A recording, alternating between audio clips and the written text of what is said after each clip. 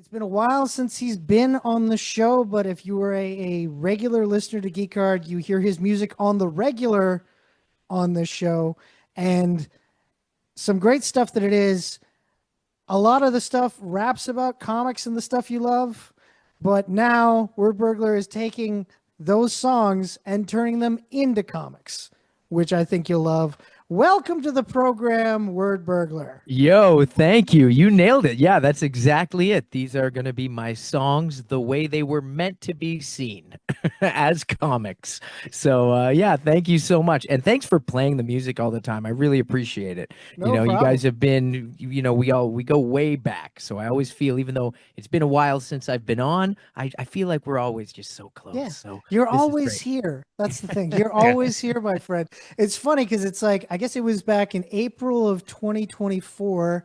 I was at I can't remember what it was called, the Artsy Fartsy comic show. And I saw you Yes. there and I was asking you, it's like, oh, you got this project coming up. What is it? And you showed me pages drawn by Jason Lowe of Toronton, of course, based on your song Toronton. And I was like, oh, this is pretty awesome. You're like, yeah, we're going to launch this as a comic. And so, how many of your songs are going to be in this 100-page comic? We've got 15 songs. So it is a full-length mixtape comic book rapographical anthology of awesomeness. Rapographical. I love You that. know it. You That better know be it. that better be on the cover. If it's not, I gotta put there's gonna you be know what now it's gotta go on. Yeah, gotta yeah, go on the you back cover, please. Yeah. rapographical, dude. You like yes, that's I'm you, actually you need looking a shirt. forward. Rapographical also needs to be a track on your next album as well. I get oh Rapographical. man. You guys, this is all wow. I'm just absolutely all right. I'm rewriting everything now. Yeah, there. See, we're giving you song ideas, merch ideas. You know, like you got to get in there, bro. Man, why is it taking so long for me to come back? You guys, this is the genius geek think tank here. That's what we It do here. That's what rules. we do. That's Oh, Oh man. yes. But Oh, of yeah. course, the cover, like we just yeah, mentioned, the cover is drawn by the one and only Steve McNiven, and is a like a tribute to that old Incredible Hulk issue cover, and it looks amazing. Like, did you yeah. when you saw it, were you like, oh my god, he drew me in the Incredible Hulk's pose? Yeah, I was blown away. I mean, the fact that Steve even wanted to do it was like incredible. That song you played just as we were coming on, Drawings with Words, I do shout out Steve McNiven in the song. So Yeah. who knew that like 10 plus 12 years later, I'd be like, yo, man, And anyways, Steve McNiven, I can't say enough incredible stuff about that guy. What an artist, what a great human. And yeah, that cover, my brain is still melting from that awesomeness. And so Steve penciled it. Dave Howlett, who I think is one of the greatest indie comics creators in Canada, if not the world, he inked it. And then James White of Signal Noise colored it to give it that crazy popping retro nouveau neon, I don't know what it is, just like powerful color. And that's what I wanted when I talked to Steve about the cover. I said, look, it's Wordburglar, it's rhymes with comics, it's got to say comics, it's got to say music, and like it's got to be a dynamic, like eyeball bursting cover that's gonna just jump off the rack at you. And Steve's like, I got this, man. And sure enough, like the way he did the boombox, like crushing Wordburglar, but Wordburglar's fighting it, and it's just like it's that energy, like you look at like an old, Jack Kirby. I know I don't need to tell you guys, but like that comic book, like oomph. And he brought it, and Dave's inks are crazy, and the colors, of course, like James just went nuts. So yeah, the cover alone is awesome. And then you open it up and we've got 15 of my favorite artists in the world drawing the comics. So it's great. And they range from 2-pagers to 12-pagers. So some of the songs are like a 2-page spread. Some of them are a longer, like story length story. But the only words are the lyrics. So the idea is they are scripted stories. Like I've scripted out each thing, like Toronton, Andrew, I showed you the pages, Yeah. and it's a scripted story, but the only words are the song lyrics. So you listen to the song and you just read right along, and it comes with the soundtrack. So if people have never heard of me, no problem, no previous experience with Wordburglar necessary. You get all 15 songs as a digital download with the book. That's one of the options. If you just want the book and you've got the songs already, you can get just the book. But I encourage people who don't have the music, get the music with it, and we're throwing in the digital album for pretty cheap if you get the book. So yeah, of course, it's kind of like the when we were kids, the old book that would come with a record, and you play it and listen to the record while you. Absolutely. Nice. Yeah. I've still got my Star Wars Planet of the Hoojibs book and cassette for anyone who can't see me holding this up. And that was definitely the impetus for this. And there was like a G.I. Joe Listen and Fun with Tripwire. Yeah, Mr. Listen and Green Fun, may remember. Yeah. There's I think almost every character I could think of at one point during from 80 to 85 got a book with a record or a tape. That's just the way it was. Yeah, so it's about time, like 30, 40 years later, whatever. We need everybody should have them. But definitely with this Kickstarter, of course, you've got the main thing is the 100-page book, and then for $35 it'll be the soundtrack and the book. But you have planned stretch goals that if you get to a certain point, you're going to get that same soundtrack on a cassette. Absolutely, yeah, and like that $35 option, true, like that. If you get in at the 35 level, that entitles you to any unlocked stretch goals. Because when I've supported Kickstarters in the past, I love when it because you're taking a chance and you're saying, hey, you know what? I believe in this creator. I believe in this project. So I think, you know what? If we can just keep pushing it and more people get involved, that just means more cool stuff for everybody. So yes, you can get a free cassette if we reach the cassette stretch goal. So I don't know. I think it's a pretty sweet deal even without the cassette. But if we get that cassette deal, and then there's other cool stuff we'll unlock as well. I want to make it an oversized edition. Like the main funding goal, which I'll be happy if we just make that funding goal. And if we make the funding goal, it's a graphic novel, like American standard graphic novel size. But then like one of our first big stretch goals is boosting it to the oversize. So I want to print it a little bigger, a little wider. It'll just look, even more awesome. So, really, just because get that McNiven cover on like an oversized. I've got his Old Man Logan oversized Marvel book. So I'm being selfish. I want to have the. I'm shocked. I am shocked that you haven't put anything out on cassette before. Yeah. This is the first time. We've done lots of vinyl, lots of CDs, but not since my days when I was in grade 6 doing my original dubbed mixtapes have I actually put out anything on a cassette tape. So yeah. No, it's totally awesome, and I love the idea of being able to read the book and listen to the music at the same time. I think that's an awesome usually when I read anything, books or comics or anything, I'm usually listening to music because it just helps me concentrate, because I've got one of those, weird ADHD brains that just can't focus.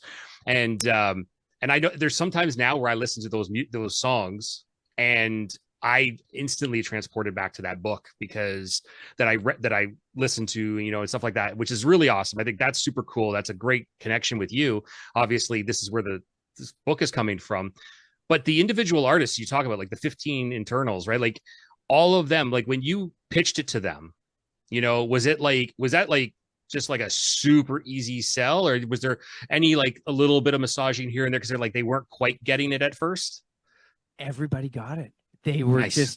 I was like, I don't know. So I'm thinking of this thing and I knew it could work. I was like, I can see how this can work. Right. And you got to trust me because I'm not, may not know me from a professional comic book writing perspective, but I can write this 8-pager that's going to be a cool comic that you can draw and the words are just going to all rhyme. It's going to work. And everybody came through and everybody over delivered. I'm blown away. You're going to see Jason Lowe, we mentioned, Troy Little, Brenda Hickey, Dave Howlett, Mike Holmes.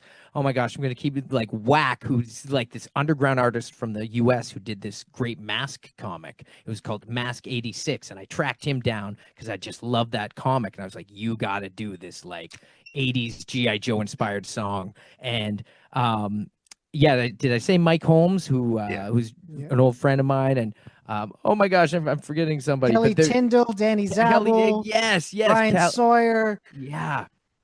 Hot Rod of the Cybertronic Spree. Yes, yes. Many may not know that. There's a reason Hot Rod got the Matrix. It's because he's also an incredible artist on top of being a great heroic Autobot.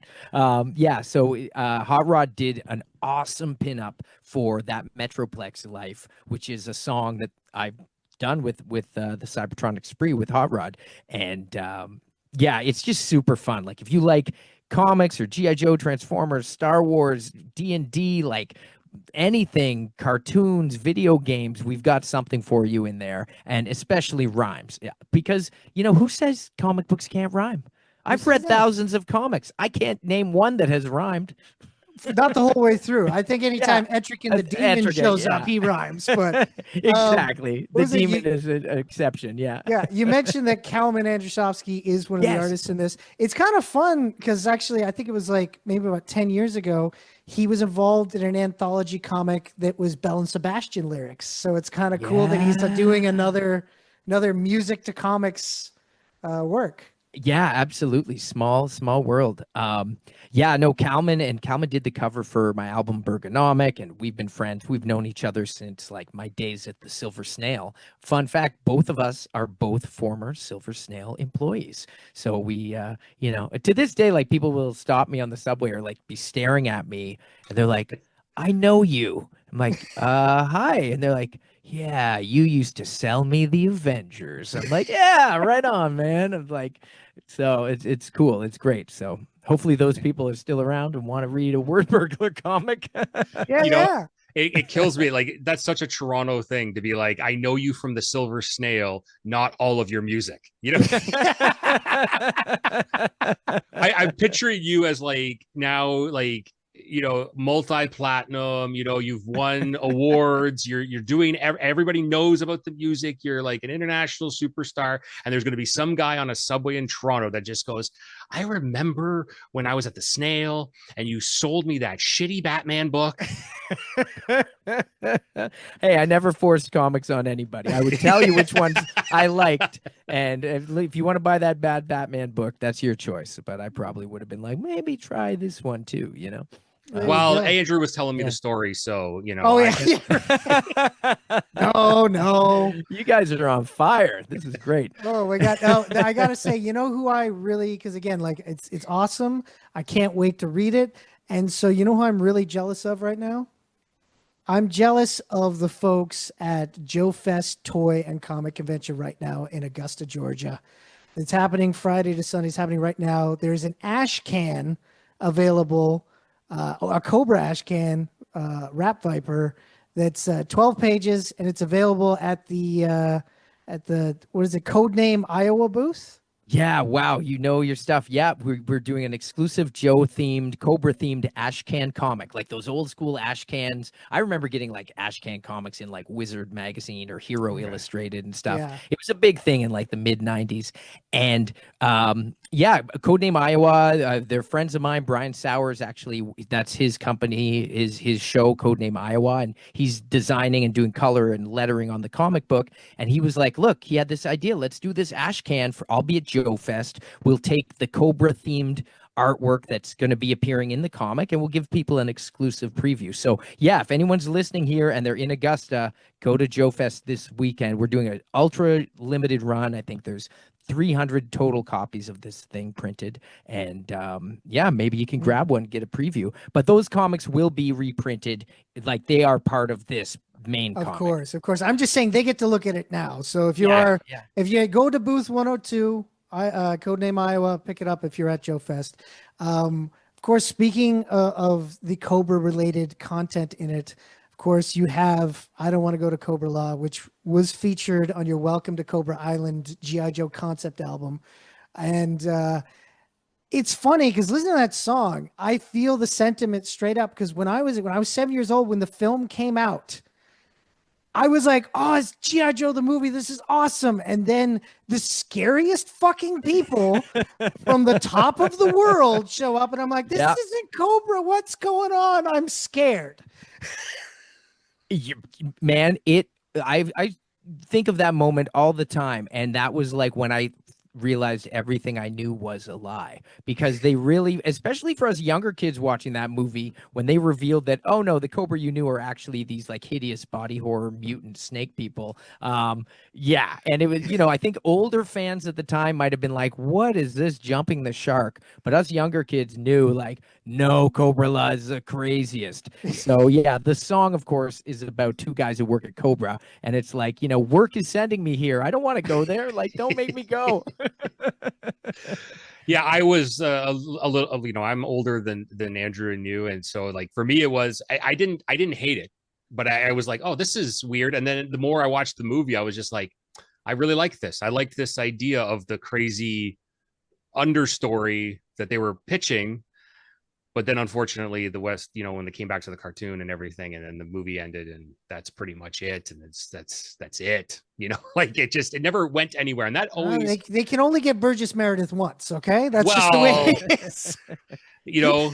that is fair, although the toys sucked. I had the 3-pack, Globulus and the Globulus and the Nemesis Enforcer Enforcer and the Royal Guard. And I'm like, the Royal Guard was cool. Nemesis was, his wings sucked. I don't know if you remember that, the little tiny rubber I've still wings. got them here. Yeah. Yeah. But the Globulus looked cool in the package until you tried to use them. Build it, actually move that tail totally. Yeah, so I did the classic Joe Rebuilder thing where I took him off of the snake body and then put him on legs. I gave him legs, and then he became like, because of the head, because he had that crazy eye patch thing. I was like, he looked kind of like it's before that time, but he eventually, when you get caught up to Waterworld, he kind of looked like Dennis Hopper and his crazy eye. But so he looks like this crazy Mad Max villain. I can see that. Yeah. And I was like, that was really super cool. I had a lot of fun with that. But yeah, like that snake body was just like garbage, unfortunately. I just like, have they ever reissued a Globulus? Like no, Globulus, no, but Super 7 today at Joe Fest announced they're doing O-ring Cobra Law figures. Oh, wow. And they look amazing. They're doing a Once a Man Cobra Commander. They're doing Jinx. They're doing basically the G.I. Joe, the movie line. Are they O-ring. Finally doing Pythona? They haven't announced her, but man, they've got to. That was my still first haven't thought. made a Pythona figure. So. Yeah, they have to. Yeah, there was a club figure a couple years ago, but we need an O-ring Pythona. Pytho ring. Because that opening of the movie with Pythona is like, I still remember it vividly. So good. Like it's so like that set the bar for the film. And then just like, yeah, man, that was like, because she was badass. Dude, that movie is so good. I was re-watching Secret of NIMH the other day, and I was like, wow, the animation in this is amazing, but story-wise, it kind of goes all over the place, and unfortunately didn't live up to my hopes that Secret of NIMH would be amazing. But re-watching the G.I. Joe movie is like, whoa, this is incredible. The animation is awesome. Every beat of that film is incredible, from the music to the writing to the voice performances. Like, all the actors bring it, the animation. If people listening have not seen the 87 G.I. Joe animated movie, go do it. And I honestly I love the Transformers movie, but I think it's better. Like, I think totally. the G.I. Joe one's a little crazier. When it comes to the actually still to this day, my favorite part of that animation in that film is Baroness revealing that she was the spy with the flip off of the helmet and the swing of the hair. It's like the cleanest I've ever seen a G.I. Joe panel ever in animation. Yeah, they were at the top of their game then, for sure. Yeah. And my other favorite, another great moment in that film throughout, like that little story, is with Roadblock and Cobra Commander. I was once a man. I kept getting goosebumps, man, just thinking of it. Yeah. And Roadblock just shitting on him the whole time. I loved it. That was so much fun. Like, that movie is awesome. He was blind, right? Yeah, Cobra Commander is his eyes. Yeah, that's crazy. That's crazy. We could go on about G.I. Joe for hours, but the thing is, we're wrapping up here. Of course, Rhymes with Comics is coming to Kickstarter. You're launching it June 30th. Yep. And that's really soon. Go to wordburglar.com or type in Wordburglar on Kickstarter. You'll find it. Wordburglar Rhymes with Comics, because that's what I do and what it is. Well, I can already tell you right now, you've already got a sale from me. I'll definitely be. Thank you. Me too. I definitely will be given to the Kickstarter. people, definitely check it out. You know we love Wordburglar here, and we think you will too if you check out his comics. So definitely check out Rhymes with Comics. Check out the Kickstarter when it drops on June 30th. Thank you so much for coming back on, man. It's always a pleasure. Have yourself a great night. Thank you. You too. Hopefully, I'll see you at Fan Expo Toronto. I'll be there. Oh, and most Fan likely. Expo Edmonton. If anyone in Alberta is listening, I'll be at both of those shows. There we Awesome. go. Come say hi. Say yo. Alrighty. Yeah. Say yo. Exactly. All right, brother. Oh, Have a good one. man. Have a good You one. too, guys. Thank you.